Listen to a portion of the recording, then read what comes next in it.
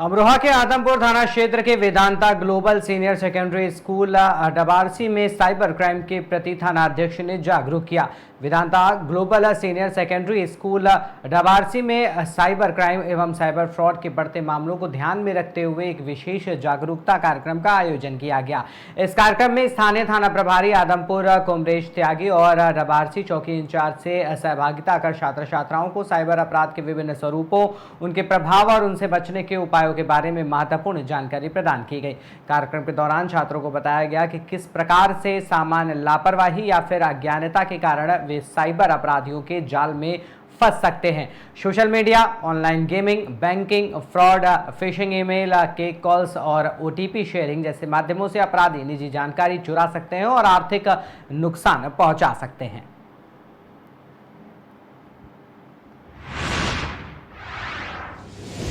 भोपाल में आरटीई के तहत गरीब बच्चों को एडमिशन देने वाले प्राइवेट स्कूलों को इस बार सिंगल क्लिक के माध्यम से सारा पैसा देगी। मुख्यमंत्री मोहन यादव करेंगे राशि का अंतरण।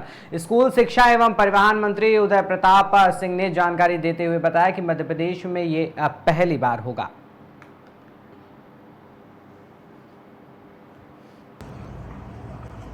ये जो निजी स्कूलों में आरटी के तहत जो एडमिशन्स होते हैं तो एक आमूमन शिकायत रहती थी कि पेमेंट नहीं आते हैं। आपकी सरकार खासतौर पर आपने क्या इसमें कदम उठाया? नहीं, हम लोग इसको बिल्कुल प्राथमिकता क्रम में रखे हैं। जैसे माननीय प्रधानमंत्री जी की अपेक्षा रहती है कि सारी चीजें पब्लिक डोमेन में जाना चाहिए, लोगों को पता होना चाहिए सरकार आपके लिए क्या कर रही, सरकार की सुविधाएं कैसे पहुंच रही, किसी तरह की विसंगति की उसमें संभावना नहीं रहती। माननीय मुख्यमंत्री जी से हम लोगों ने चर्चा करके ये तय किया है, एक दिन माननीय मुख्यमंत्री जी का हम किसी निजी शैक्षणिक संस्था में एक कार्यक्रम कराएंगे और ऐसा पहली बार होगा मध्य प्रदेश में कि प्राइवेट इंस्टीट्यूशंस का जो आरटीई का पैसा है उसे हम सिंगल क्लिक से ट्रांसफर करेंगे और एक बार में सारा पैसा जो है स्कूलों में पहुंचेगा। बच्चों को भी पता होगा कि सरकार क्या कर रही है, माननीय प्रधानमंत्री जी किस तरह से बच्चों की मदद कर रहे हैं और शैक्षणिक संस्थाओं को भी सीधा पैसा मिलेगा। कहीं बीच की जो विसंगतियां होती हैं, जो आरोप प्रत्यारोप होते हैं, उस सबसे एक साथ मुक्ति मिलेगी।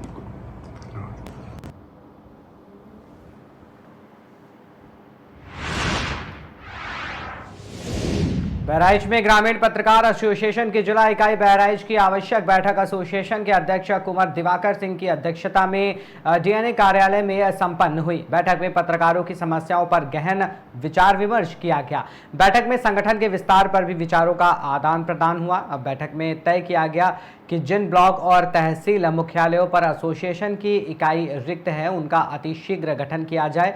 साथ ही अपूर्ण इकाइयों को शीघ्र गठन कर जिला संगठन कार्यालय को उपलब्ध कराने का प्रस्ताव भी पारित किया गया। बैठक में आम सहमति से प्रस्तावित पारित किया गया कि पत्रकारों की समस्याओं को लेकर जिला इकाई का एक प्रतिनिधि जिलाधिकारी से बैठकर पत्रकारों की समस्याओं के निस्तारण का अनुरोध करेगा। शामिल हो ग्रामीण पत्रकार एसोसिएशन बहराइच जनपद की मासिक बैठक की गई, जिसमें सभी पदाधिकारी जनपद के ब्लॉक तहसील अध्यक्ष के सभी कार्यकारिणी सदस्य इकट्ठा हुए हैं, जिसमें विचार विमर्श चर्चा हुआ है। आगे रणनीति बने ग्रामीण और शहरी पत्रकारों के बारे में चर्चा हुई। पत्रकारों के हिस्सों पर, शासन की योजनाओं पर, तहसील के गठन पर काफी विचार विमर्श हुआ है और आगे हम लोग भी इसी तरह बैठक करते रहेंगे। हमारे जो है सहयोगी जितने लोग आए हैं पदाधिकारी, सबका स्वागत अभिनंदन धन्यवाद। पत्रकारों की समस्या जो है शासन प्रशासन तक पहुंचाना हम लोग का काम है। संगठन का जितने भी संगठन है सभी को हम लोग साथ लेकर चलते हैं। हमारा संगठन ग्रामीण पत्रकार एसोसिएशन एक बड़ा संगठन है, पूरे देश में और जनपद में हर तहसील ब्लॉक में संगठन का विस्तार है, चल रहा है, काफी पुराना संगठन है। इस संगठन के माध्यम से जो भी पत्रकारों का उत्पीड़न है या शासन की योजनाएं हैं या विचार विमर्श होता है, हम लोग करके आपस में बैठकर विचार विमर्श कर लेते हैं। इसकी योजनाएं शासन प्रशासन तक पहुंचाते हैं और जनता तक पहुंचाते हैं। पत्रकारों की बैठक क्या मकसद है? निश्चित तौर से ग्रामीण पत्रकार एसोसिएशन लोकतांत्रिक व्यवस्था के माध्यम से पत्रकारों की आवाज बनता है। पत्रकारों के हित और उनके हक और हुकूक की आवाज हम लोग हैं और संगठन कहीं न कहीं संगठन के माध्यम से ही जो समस्या आती हैं पत्रकारों के सामने फील्ड लेवल पर या ग्राउंड लेवल पर तमाम जगहों पर जो समस्याएं कभी उत्पन्न होती है तो उसको कैसे हल किया जाए और पत्रकारों को जो उनको इज्जत सम्मान और उनको जो मिलना चाहिए वो कैसे मिले। पत्रकारों के साथ अबाध्यता न हो, पत्रकारों के साथ कोई अवांछित कार्यवाही न हो, जो सही है उचित है मार्गदर्शक पत्रकार मंडल हैं जो लोकतांत्रिक व्यवस्था से काम करते हैं और लोकतंत्र की आवाज बनते हैं।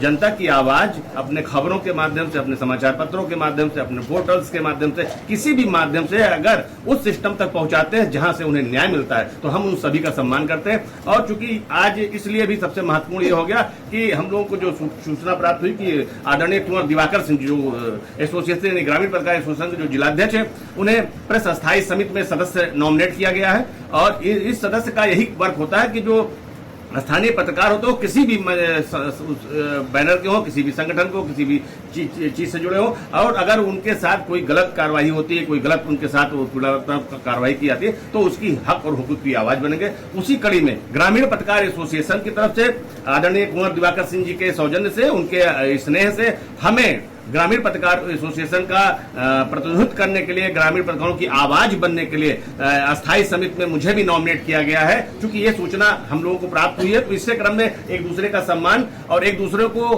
कैसे हम लोग पत्रकारों तक अपनी बात रखें, पत्रकारों की समस्या अपने मंच के माध्यम से प्रशासनिक तंत्र तक रखें और सरकार तक पहुंचे। इसीलिए ये सब बैठक होती है और संगठन के माध्यम से प्रदेश स्तर तक अपने संगठन के प्रदेश अध्यक्ष तक अपनी बात कैसे पहुंचाए जिससे लोगों को न्याय मिले, इसीलिए सब बैठक की जा रही है।